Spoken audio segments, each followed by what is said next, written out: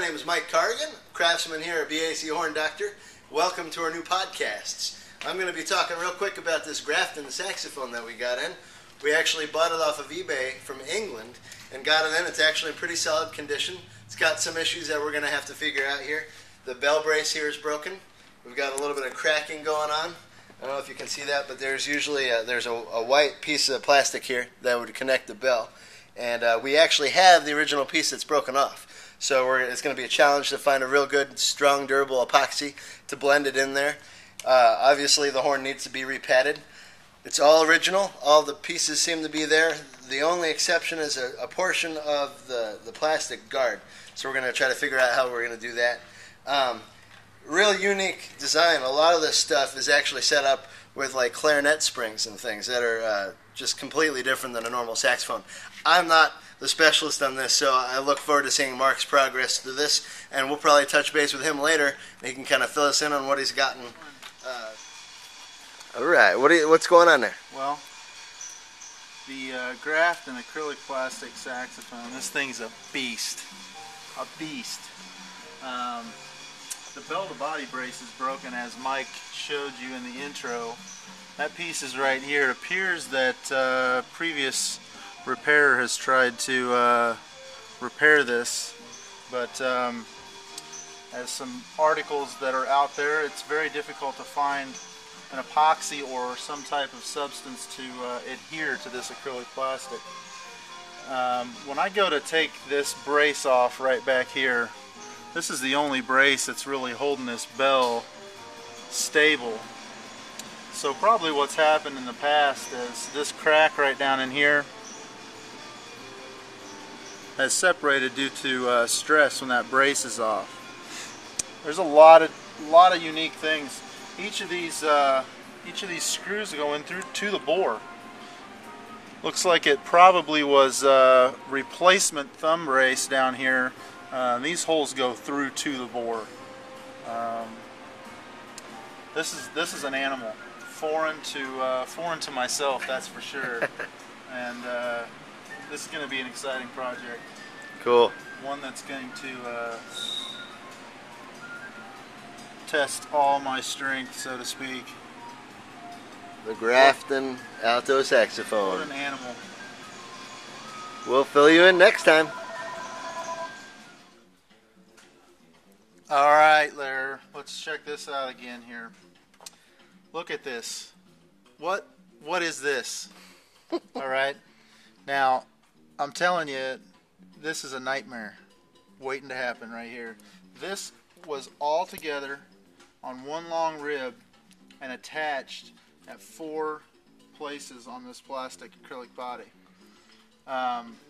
Luckily enough, nothing's really broken off from the instrument itself, so I'm fortunate there that I'm not going to have to replace or try and fix any of the plastic housing there. But this is amazing. You know, this is wild. Grafton does have a brass neck. Some unique things about it. It's kind of cool looking. Number one, it's got this section here that's designed just for the cork, the neck cork. This neck is 2 halves that were soldered together versus one seam that's then drawn over a mandrel and hand hammered.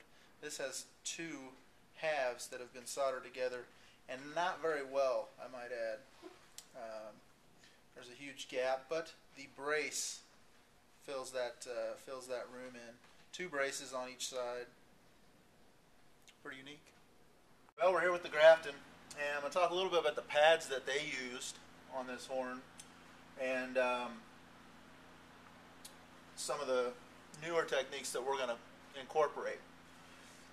To start off with, they had a cardboard back, felt, and leather. However, on a few of the pads, they had a mylar type cellophane or plastic. It's very thin. I don't know if it's very hard to see, but that was in between the leather and the felt. Okay, good idea, because moisture will penetrate through the leather and affect the expansion contraction of the felt. You know, it's a pressed felt, but it's, you know, the certain pressed felt here is very thick on some of these pads. I mean, that's huge. You know, there's your cardboard back, there's your felt. You know, what we're going to use are pads from Music Medic. They're a cardboard back, pressed felt, very firm pressed felt, which is really crucial, I think. And this leather is a kangaroo leather. It does not tear, okay? So it's very durable. Unlike this leather here, it's just tears right away, okay? I just thought I wanted to show you that I thought that was a great idea, putting this, you know, Mylar preventative from moisture getting into the felt and affecting expansion contraction properties. After getting it all tore down, I've noticed there's a couple of resonators that are gone, and on certain keys, the resonator spud that the screw is screwed into is gone. So we're going to soft solder a new spud on. You know, some horns have the spud actually silver soldered to the key cup. These were actually all just soft soldered. So we're going to soft solder on a new spud and replace these resonators. A few other things we're going to be dealing with.